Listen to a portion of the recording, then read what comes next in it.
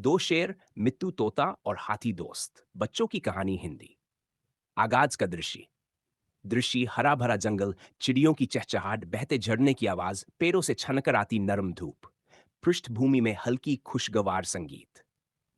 कहानी। एक घने जंगल में सभी जानवर आपस में मिलजुल कर रहते थे। वहां दो ताकतवर शेर रहते थे।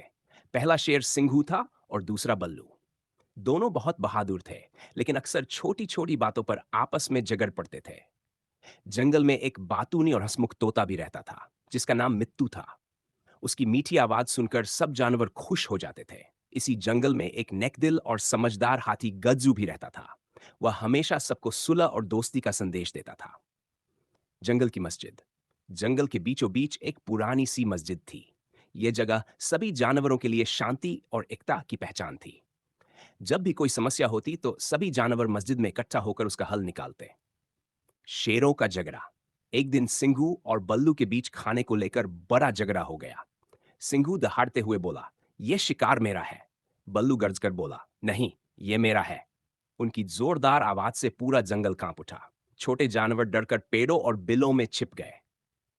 मित्तू तोते की समझदारी। मित्तू तोता उड़ता हुआ गज्जू हाथी के पास गया और बोला, गज्जू भाई, अगर ये दोनों शेर ऐसे ही लड़ते रहे तो जंगल का सुकून खत्म हो जाएगा। हमें इन्हें समझाना होगा। गज्जू ने गंभीरता से कहा, बिल्कुल सही कहा मित्तू। हमें इन्हें मस्जिद में बुलाकर सबके सामने बात करनी चाहिए।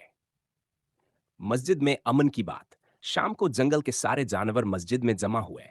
गज्जू हाथी ने प्यार से कहा, भाइयों, लड़ाई किसी के काम नहीं आती, सिर्फ नुकसान देती है।